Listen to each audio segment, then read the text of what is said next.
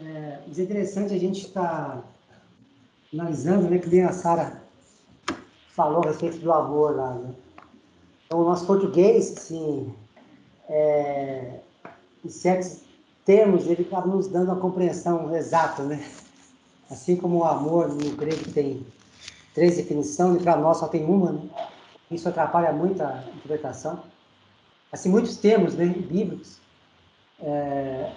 a gente ouve e acaba não tendo um bom discernimento, né? E a palavra mundo mesmo, né, a gente tem várias definições, né? Como terra, como universo, como sistema, né? Então, assim, várias colocações, várias traduções, de acordo com o contexto, né, acaba aplicando uma definição. Então, realmente, o mundo como sistema não nos pertence, né? Então, realmente, as coisas do mundo, as coisas do sistema, as coisas da Babilônia, né? Realmente não faz parte de nós. Mas o mundo como terra, como coisa criada, é um presente do Pai para nós, né? É como diz o Salmo 37, né?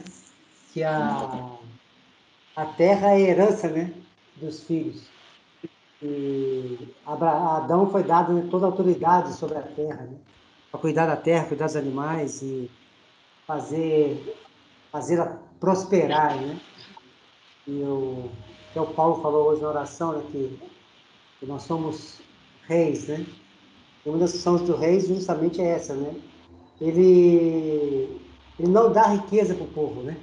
Mas ele faz a riqueza, vai gerar riqueza, né?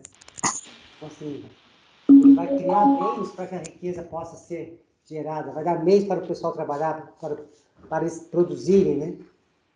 Porque se não tiver alguém para fazer realmente uma distribuição com justiça e criar meios para que todos tenham acesso a tudo, né? Realmente vira o sistema que está hoje, né? Fica muito na mão de poucos e, infelizmente, poucos que, na verdade, não batalharam por isso, né? São usurpadores, né? Pessoas que simplesmente se usurparam de aquilo que não é deles, né? E dominam o mundo hoje. Mas não como herdeiros, não como alguém que Deus colocou como líder, né? Mas pessoas que usurparam através da corrupção, através da ganância, né? Tem sugado, né? Todos os filhos e tem justamente impedido essa manifestação, né, de justiça na Terra. E é isso que o Pai realmente está querendo da gente, né? Então, assim, como Paulo fala, nós não queremos ser despidos, né, mas revestidos. Então, nosso objetivo realmente não é deixar essa Terra. Nosso objetivo não é partir daqui, né, mas é justamente trazer essa nova Jerusalém para cá, né? Conforme lá em Hebreus 12, né? Fala assim, nós já temos chegado a Jerusalém Celestial, né? Embora ela só vai descer na Terra no final dos tempos, né? Pela obra de Cristo, nós já temos acesso a ela. Então, em espírito, nós já temos acesso a Jerusalém Celestial. Então, essa Canaã que vai descer, né? Nós já temos acesso a ela em espírito. Nós não precisamos esperar o final dos tempos para desfrutar, né? Porque o que é o céu, se não nós desfrutarmos da presença do Pai, da presença de Cristo, né? Isso é o céu, né? E isso nós já estamos sendo participantes, né? De estarmos desfrutando disso, desfrutamos dessa bênção que é entrar nesse processo, né, de endeusamento, desfrutar realmente dessa glória, né, que Cristo falou, né, que a glória que tem do Pai é essa glória que Ele quer para nós, né, que é essa glória que Ele quer que nós desfrutamos. E pouco a pouco a gente tem podido desfrutar disso, né, dessa glória. E essa glória que nós temos que trazer para o mundo, né? Essa glória que as pessoas têm que olhar para nós e ver, né? Existe uma glória. Que esse mundo, né? Esse mundo terra, né? Não esse mundo sistema financeiro. Isso aqui é bênção, né? Isso aqui é bênção. Realmente o que o Pai nos deu é tremendo e a terra não é o mal, esse corpo nosso não é o mal, né? Isso aqui é bênção também. Embora hoje esteja corrompido, embora hoje a natureza esteja corrompida, mas conforme fala na palavra, né, que ela foi colocada, né, nesse estado, né? Ela não, realmente por um período, né? Então Deus permitiu que ela ficasse sobre esse processo, né? Até que os filhos sejam levantados. Então, porque a natureza, sendo colocada dessa maneira, ela também passou a levantar um clamor, né? Para a manifestação dos filhos. Então, a própria situação da natureza hoje é um chamado para a manifestação dos filhos, né? Então, nós estamos sendo convocados até pela natureza para assumirmos o propósito do Pai, né? Então, assim como a natureza clama, a nuvem de testemunho também, né? Então, na Terra e nas regiões celestiais, né? Está tendo um clamor, né? Por essa manifestação dos filhos. E nós temos que enxergar isso, né? Nós temos que enxergar isso. Precisamos realmente acordar, né? Precisamos acordar para realmente enxergarmos plenamente, né, isso, né? Essa obra que o Pai tem feito, né? O estudo que nós tivemos lá em Garanhuns a respeito da luz, né? Quanta coisa surgiu ali, né? A respeito da luz. E a gente vê ainda que nós não estamos ainda no meio-dia, né? A luz está clareando ainda. Então, muita coisa nós ainda não enxergamos, né, plenamente, tá? Pelo menos naturalmente falando. Espiritualmente, até que tem havido uma grande revelação e nossos olhos têm sido abertos. Mas a nível de alma, né, tem muita coisa para enxergarmos. E acho que por isso que fala, né, acorda, tu que dormes, né? Levanta-te entre os mortos e Cristo te iluminará.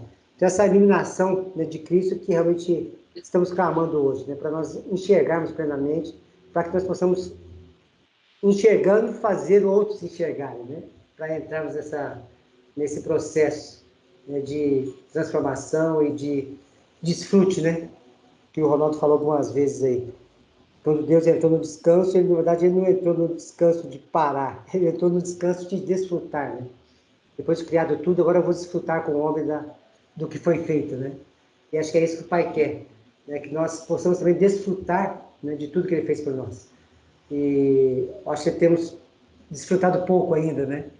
Do que o Pai tem feito na nossa vida.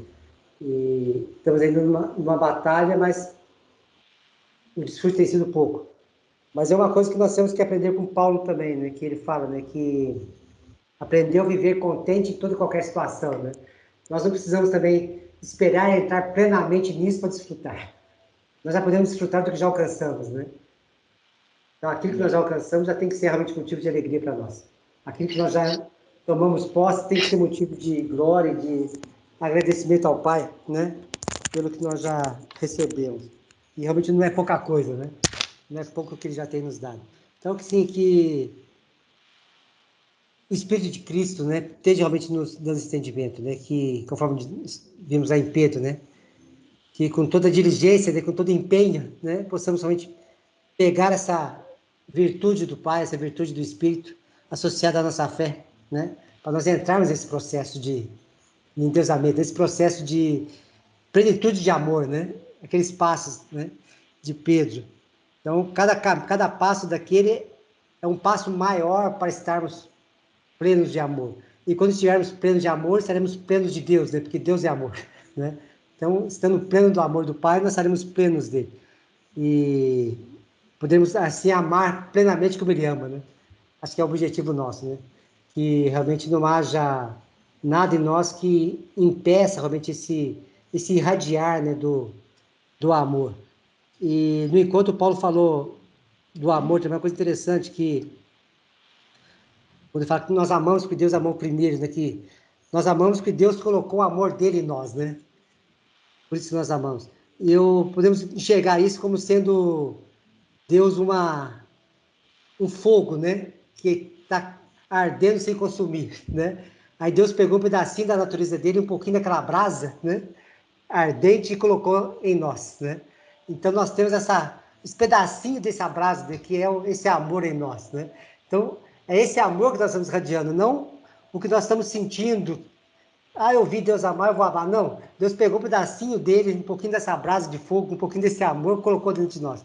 E esse amor que está irradiando dentro de nós, que é o próprio Deus, né? O próprio amor dele fluindo de nós. E esse amor que tem realmente essa brasa e queimando todo o nosso ser, né? Para que todo o nosso ser seja essa brasa, né? Como é o Pai, né? Realmente sejamos plenamente iluminados, né? Energizados, né?